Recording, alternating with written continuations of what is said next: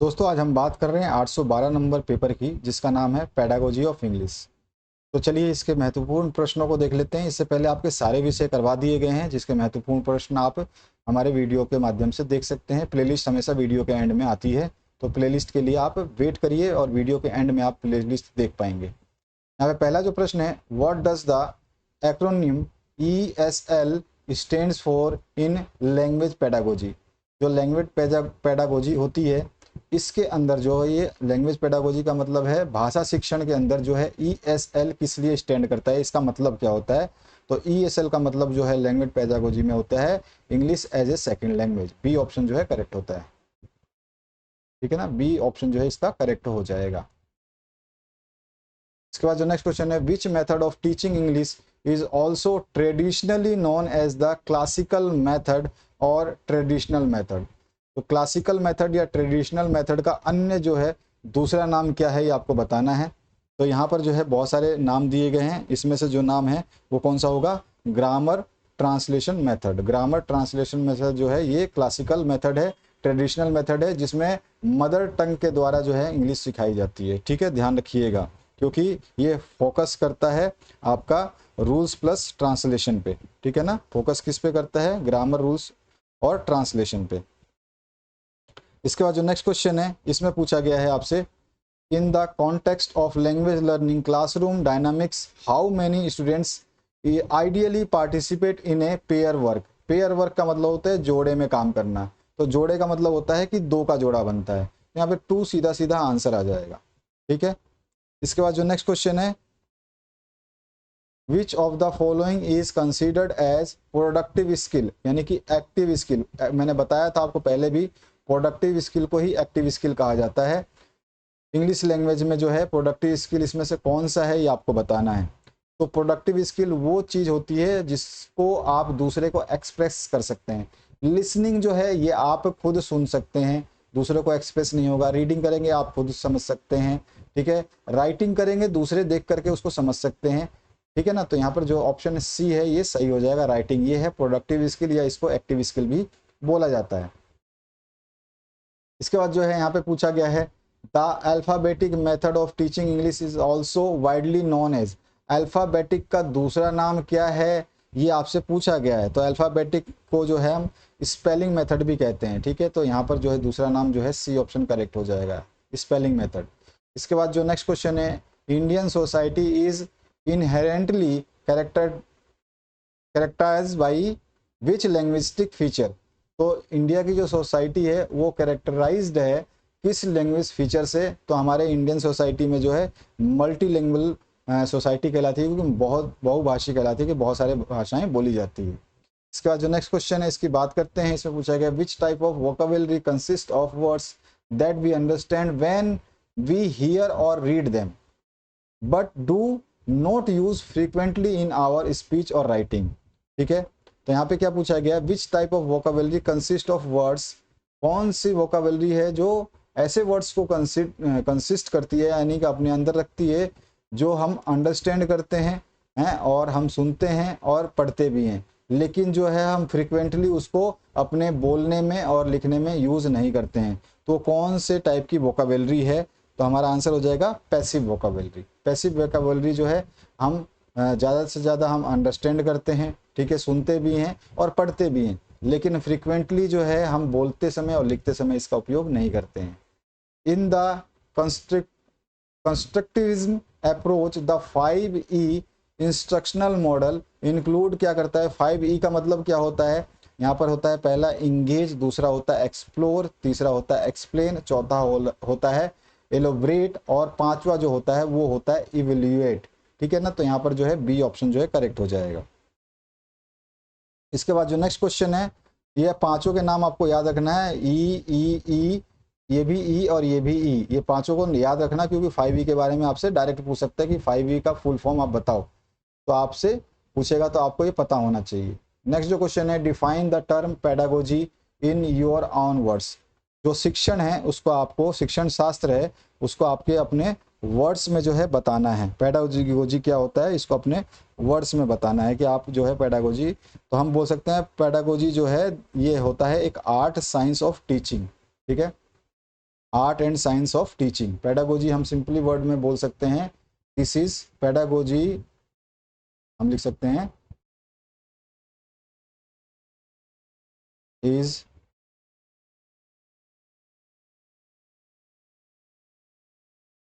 Is a art of art and science, art and science of teaching. बहुत simple language में बताया है मैंने, ठीक है ना, ये आप लिख सकते हैं। पेडागोजी ये is a art and science of teaching. Pedagogy यानी शिक्षण शास्त्र जो है एक कला और विज्ञान है टीचिंग का, शिक्षण का, है ना, पढ़ाने का। What do you understand by the term toy pedagogy at the primary level. Primary level पे जो है टॉय पेडागोजी क्या होता है ये आपको बताना है। तो सीधी सी बात है, जैसे कि टॉय आ गया इसमें नाम, तो खिलौनों के साथ शिक्षण किया जाता है, उसे ही टॉय पेडागोजी कहा जाता है। तो हम बोल सकते हैं learning through toy and play based learning activities जो है ये होती है टॉय पेडागोजी प्राइमरी लेवल पे। State any two major problem face by English teacher while teaching in large Indian classroom. बड़ी बड़ी कक्षाओं में जब टीचर इंग्लिश पढ़ाते हैं तो उनको कौन सी प्रॉब्लम जो है फेस करनी पड़ती है, तो जो है डिसिप्लिन इशू रहता है। बड़ी बड़ी क्लासेस रहेंगी तो उसमें क्या होगा, डिसिप्लिन का बहुत ज़्यादा इशू रहेगा। इतनी बड़ी कक्षा में डिसिप्लिन मेंटेन करना एक इशू हो जाता है, और जो है आप सभी पे ध्यान नहीं दे पाएंगे, तो इसमें जो है इंडिविजुअल अटेंशन की भी कमी होती है, lack of individual attention. What are flash card? Give one example of how they are use. तो फ्लैश कार्ड क्या होते हैं? तो फ्लैश कार्ड जो है ये क्या होते हैं, कार्ड विद पिक्चर होते हैं या कार्ड विद वर्ड होते हैं, ठीक है ना। जैसे एप्पल का कार्ड हमें बनाना है तो हम एप्पल लिख करके कार्ड जो है वोकाबुलरी के साथ यूज कर सकते हैं। Briefly right any two essential qualities of supplementary book used in language teaching. तो सहायक पुस्तिका जो है उसकी क्या खासियत हो सकती है ना, ये बताना है आपको। तो इसमें दो जो है खासियत पूछा गया है। तो इसमें हम बोल सकते हैं कि जो है इसकी सिंपल लैंग्वेज हो सकती है, ठीक है ना, सिंपल लैंग्वेज में ये बुक हो, इसकी खासियत ये है, और इंटरेस्टिंग इसमें कंटेंट हो।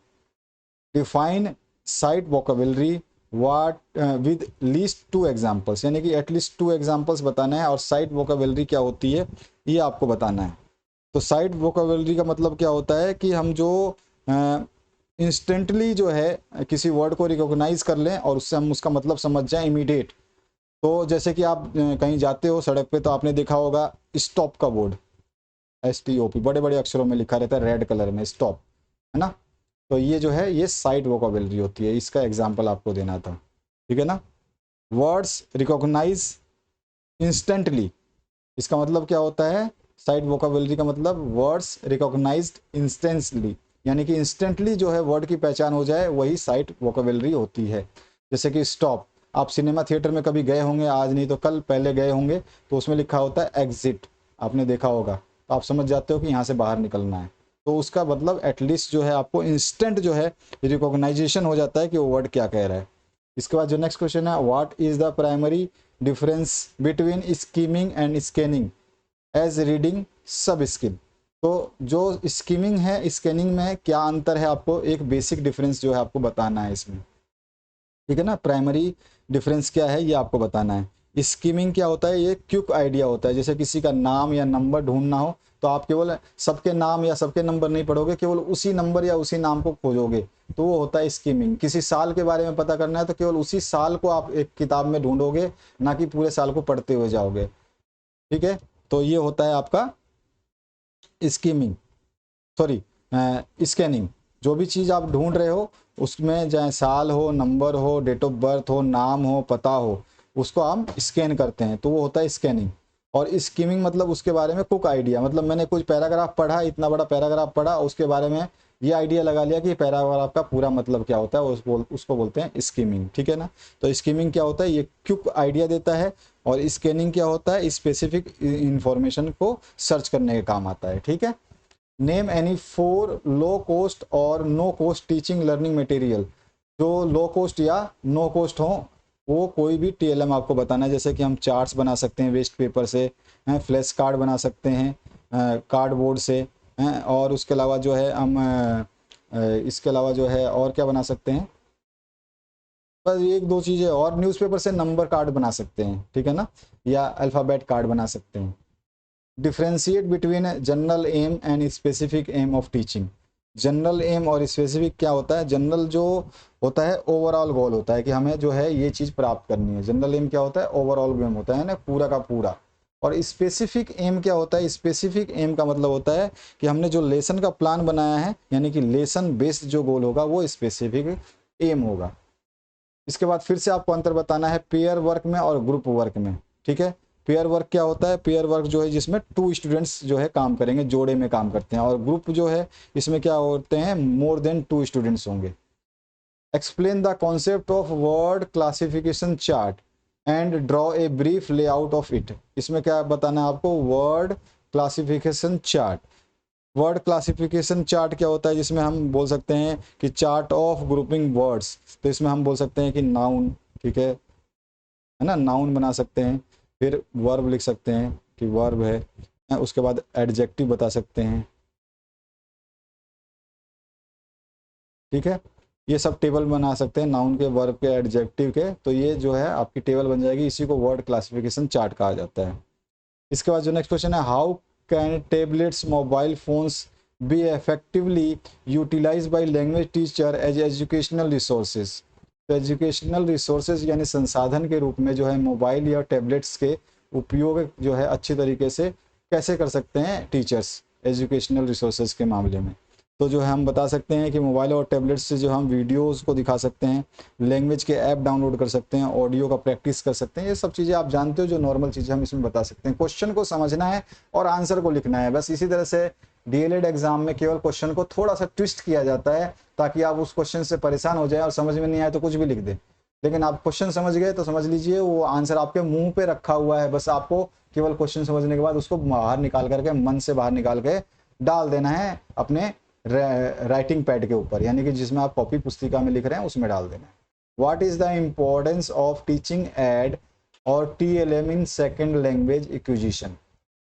तो एसएलए में जो है टीचिंग एड की इम्पोर्टेंस क्या है? जो हम टीचिंग लर्निंग मटेरियल यूज़ करते हैं उसका यूज़ क्या है? तो ये हम बता सकते हैं कि भाई ये जो है लर्निंग को विजुअल, इंटरेस्टिंग और इफ़ेक्टिव बनाता है। तो इसके बारे में थोड़ा सा आप डिस्क्राइब कर सकते हैं कि जो टीएलएम है, टीएलएम मेक्स लर्निंग विजुअल, ठीक है, TLM makes learning interesting, TLM makes learning effective. इस तरह से 2-3 लाइनें, 2-3 पॉइंट बनाएंगे और तीनों पॉइंटों को थोड़ा सा डिस्क्राइब कर देंगे।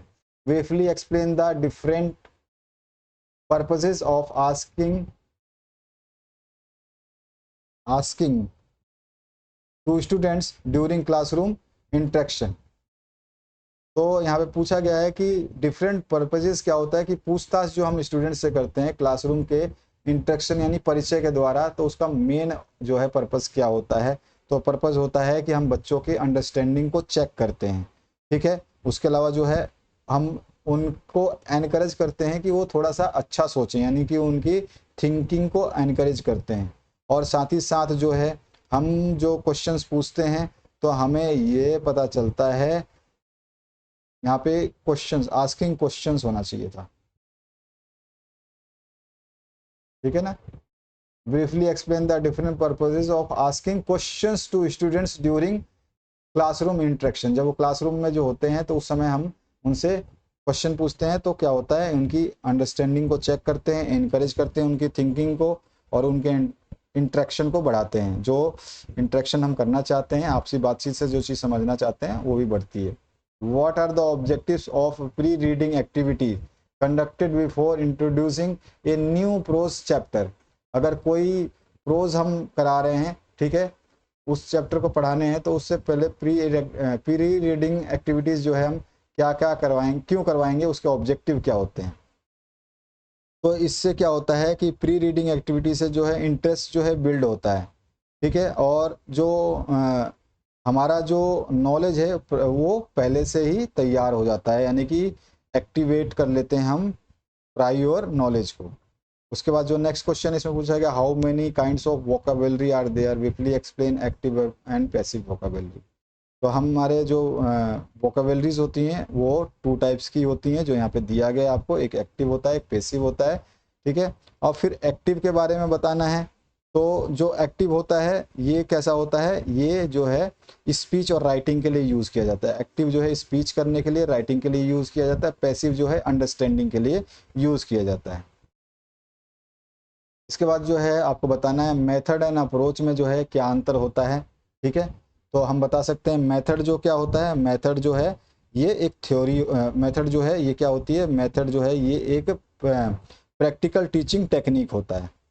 मेथड जो है ये प्रैक्टिकल टीचिंग टेक्निक होता है, और अप्रोच जो है वो क्या होता है, ये जो है एक थ्योरी टाइप होती है। बाकी इसके बारे में डिटेल आंसर तो नोट्स में मिलेंगे आपको, हर पॉइंट को मैंने समझाया हुआ है। Discuss the use and educational value of local resources for teaching English language effectively at the elementary level। तो लोकल रिसोर्सेज जो हम यूज़ करेंगे, जैसे कि रियल लाइफ मटेरियल यूज़ कर लेंगे, तो उससे क्या होगा, इम्प्रूव होगी अंडरस्टैंडिंग की। जैसे हम किसी सोप या सोप का एग्जांपल देते हैं, और या फिर उसके अलावा जो है न्यूज़पेपर का एग्जांपल देते हैं, तो ये क्या है, लोकल रिसोर्सेज है। उसके अलावा जो है what is role play, how can it be use as pedagogical tool to teach communicative English as second language. तो रोल प्ले के बारे में बहुत इंपॉर्टेंट है, ये हमेशा क्वेश्चन पूछा जाता है। तो रोल प्ले का मतलब क्या होता है, acting real life in real life situations, ठीक है ना। जैसे कि एक बायर बन जाना, एक सेलर बन जाना, ठीक है, या फिर किसी रामायण के कैरेक्टर में उतर जाना, या किसी फिल्म के डायलॉग्स को बोलना, ये सब रोल प्ले होता है। यानी किसी चीज़ की नकल करके उसको अपने आप को वही चीज़ समझना। प्रधानमंत्री का रोल प्ले भी किया जा सकता है। एनालाइज द मेजर सोशियो और psychological factor significantly effect second language learning in a rural environment. जो ग्रामीण क्षेत्र हैं वहाँ पर जो है कौन कौन से मेजर फैक्टर्स हैं जो अफेक्ट करते हैं सेकेंड लैंग्वेज लर्निंग को। तो हम कह सकते हैं वहाँ पर जो है बच्चों में, जो विद्यार्थियों में सबसे ज़्यादा डर पाया जाता है ना, फियर पाया जाता है, उनका कॉन्फिडेंस लेवल लो होता है, उनको जो वहाँ पर विकसित होने का एक्सपोजर जो है कम मिलता है। तो इस तरह की चीज़ें हम इसमें लिख सकते हैं।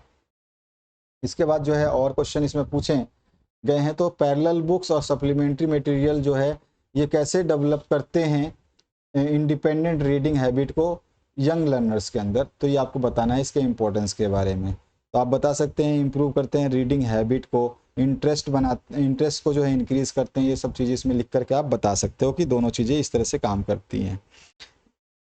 उसके बाद जो नेक्स्ट क्वेश्चन है, explain how a real word object like wedding invitation card can be creatively used as a teaching learning material TLM in English classroom। अब वेडिंग इनविटेशन कार्ड तो सभी के घर में आता है, यानी शादी का कार्ड सबके घर में आता है। तो जो है ये आप जो है कैसे यूज़ कर सकते हैं, तो हम इसको क्लासरूम में कैसे यूज़ कर सकते हैं। तो वेडिंग इनविटेशन कार्ड हम दे करके बच्चों को रीडिंग करवा सकते हैं, ठीक है। और रीडिंग के दौरान जो है उनके वोकाबलरी को देख सकते हैं कि वो कैसे उसको प्रोनाउंस कर रहे हैं, और उसका फॉर्मेट कैसा होता है, वेडिंग इनविटेशन कार्ड छपता कैसा है, दिखता कैसा है, होता कैसा है, इसके फॉर्मेट की अंडरस्टैंडिंग भी विकसित की जा सकती है। इसके बाद जो है what is the need of curriculum revision, outline the basic process involve in revising an elementary English curriculum. तो यहाँ पर जो है बेसिक प्रिंसिपल्स क्या क्या हो सकते हैं करिकुलम रिवीजन के नीड की। तो हम बोल सकते हैं कि पहले स्टेप्स देखेंगे, अपडेट कंटेंट कैसे कैसे हैं, ये मॉडर्न नीड है। करिकुलम रिवीजन का मतलब क्या है कि कंटेंट जो है उसमें अपडेटेड होने चाहिए, आज के समय के अनुसार होने चाहिए। तो ये बेसिक नीड है कि कंटेंट जो उसमें अपडेटेड होने चाहिए। और इसके लिए हम जो है क्या प्रोसेस फॉलो करेंगे, तो हम सबसे पहले उसका एनालिसिस करेंगे, फिर उसका डिज़ाइन करेंगे, फिर इसको इम्प्लीमेंट करेंगे। Explain the concept of CCE and list major advantages in evaluating language process. तो CCE के बारे में कॉन्सेप्ट को आपको बताना है, जो कि कंटिन्यूस कॉम्प्रिहेंसिव एवोल्यूशन होता है। इसका एडवांटेज क्या होता है, रिड्यूस करता है एग्जाम स्ट्रेस को, ठीक है। और जो है ये डेवलपमेंट जो में जो है हेल्प करता है। उसके अलावा जो हेल्प करता है लर्निंग को है और इम्प्रूवमेंट को। Critically evaluate the grammar translation method, write its key feature along with at least 3 merits and demerits. अब इसके 3 मेरिट्स भी बताने हैं, डीमेरिट्स भी बताने हैं ग्रामर ट्रांसलेशन मेथड के। तो सबसे पहले हम बात करें तो इसके फीचर की बात करूं तो फीचर क्या होता है, फीचर जो है इसमें ग्रामर प्लस ट्रांसलेशन दोनों का यूज़ किया जाता है, ठीक है। और इसके मेरिट की बात करूं मैं मेरिट की, तो मेरिट में जो है ये इजी एक्सप्लेनेशन होता है इसमें, ठीक है, ये इजी होता है और इसको एक्सप्लेन करना भी आसान होता है क्योंकि मदर टंग के द्वारा किया जाता है, इसकी वोकाबुलरी लर्निंग में ये मदद करता है। और डीमेरिट्स की बात करें तो इसमें जो केवल इंग्लिश की ज़्यादा बातें होती हैं, सबसे ज़्यादा इंग्लिश पर जोर दिया जाता है। और जो है ये आपका एक और चीज़ है, ये आपका इंग्लिश को स्पीकिंग स्किल को जो है सुधारता है, ठीक है ना। और ग्रामीण क्षेत्रों में डीमेरिट ये है कि ग्रामीण क्षेत्रों में जो है इसके सहारे जो है काम नहीं कर सकते हैं ग्रामर ट्रांसलेशन मेथड के द्वारा। इसके बाद जो नेक्स्ट क्वेश्चन है उसकी बात करें तो यहाँ पे पूछा गया analyse direct method of teaching English, detail it underlying principle, advantage and structural limitations in Indian classroom. तो direct method of teaching English क्या है ये आपको बताना है। तो नो ट्रांसलेशन ओनली इंग्लिश, इसमें कोई भी ट्रांसलेशन होगा ही नहीं, डायरेक्ट क्या होगा, केवल इंग्लिश बोली जाएगी। इसके अलावा एडवांटेज क्या है, स्पीकिंग स्किल जो है वो आपका सुधरेगा। दूसरा जो है इसकी लिमिटेशन क्या है कि भाई रूरल एरिया जो ग्रामीण क्षेत्र है वहाँ पर इसको पढ़ा पाना इस या फिर इस मेथड का उपयोग कर पाना मुश्किल होता है। उसके बाद पूछा गया है OER, यानी कि OER जो होते हैं ओपन एजुकेशनल रिसोर्सेज, ये इसका मतलब क्या होता है, discuss their utility type and how they help in qualitative improvement of modern language education. तो ये जो है फ्री ऑनलाइन लर्निंग रिसोर्सेज होते हैं। OER क्या होते हैं, फ्री ऑनलाइन लर्निंग रिसोर्सेज होते हैं जो ऑनलाइन में फ्री प्राप्त होते हैं, जैसे कि वीडियोज़ हैं, PDF कोर्सेज हैं। और बेनिफिट क्या होता है, इम्प्रूव करते हैं हमारी एजुकेशन को, हमारी अंडरस्टैंडिंग को, हमारी बेटरमेंट अंडरस्टैंडिंग को। डिफाइन आपको करना है। अच्छा, इसमें पूछा गया है आपसे what is constructive approach of teaching, describe 5E format. अब आपको मैंने अभी स्टार्टिंग में बताया था 5 के बारे में आपसे पूछ लेगा, जिसमें एंगेज, एक्सप्लोर, एक्सप्लेन, इवैल्यूएट और इवल्यूट आता है। और इसके अलावा जो है कंस्ट्रक्टिज्म अप्रोच जो है ये क्या होता है, तो हम बोल सकते हैं जो है ये 5E मॉडल पे आधारित होता है, यानी कि जो बच्चे हैं वो लर्नर्स जो हैं वो कंस्ट्रक्ट करते हैं नॉलेज को 5E के द्वारा। Define lesson planning, lesson planning को आपको डिफाइन करना है। तो सिस्टमेटिक टीचिंग प्लान होता है lesson planning. What are the essential characteristics of good lesson plan. तो गुड लेसन प्लान जो है वो क्लियर ऑब्जेक्टिव होता है, उसमें स्ट्रक्चर स्टेप होता है, ठीक है, इम्पोर्टेंस जो है उसकी बराबर होती है, और जो है जो ऑर्गेनाइज लर्निंग टीचिंग होती है वो परफेक्ट होती है। इसके बाद जो नेक्स्ट क्वेश्चन है differentiate clearly between assessment of learning and assessment for learning. एक समस्टिव है और एक फॉर्मेटिव है, दोनों के बारे में आपको बता चुका हूँ कि आपका जो फॉर्मेटिव क्या होता है लर्निंग इम्प्रूवमेंट के लिए होता है, और समस्टिव क्या होता है ये फाइनल एग्जामिनेशन के लिए होता है, ठीक है ना। तो ये थोड़ा सा आपको ध्यान रखना है। Discuss the distinct differences between step of pros teaching, grammar teaching. दोनों के बीच में अंतर क्या हो सकता है, तो प्रोज जो है कॉम्प्रिहेंशन होता है, ग्रामर जो है रूल्स पे चलता है, ठीक है। तो इसमें जो आपका इसमें बोल रहा है कि discuss the distinct differences between steps. अब स्टेप्स क्या होते हैं, तो स्टेप्स जो होते हैं इसमें क्या होता है, लेसन प्लान का अगर स्टेप करें तो पहले इंट्रोडक्शन होता है, फिर रीडिंग होता है, फिर एक्सप्लेनेशन होता है, फिर प्रैक्टिस होता है, फिर एवोल्यूशन किया जाता है, ठीक है। इसके बाद जो नेक्स्ट क्वेश्चन है उसकी बात कर लेते हैं। बाकी आप नोट्स लेना चाहें तो नोट्स आप लेकर के अच्छे अंक प्राप्त करने हैं, जल्द से जल्द आपको अच्छे अंक प्राप्त करने हैं, तो आप आसानी से जो है अच्छे अंकों की प्राप्ति हेतु नोट से तैयारी कर सकते हैं। बाकी आपकी इच्छा है आप कैसे करना चाहें, सबसे इंपॉर्टेंट है 90% अंक जो है आप कम समय में प्राप्त कर सकते हैं। चलिए पहले बात करते हैं हम 40 नंबर क्वेश्चन की।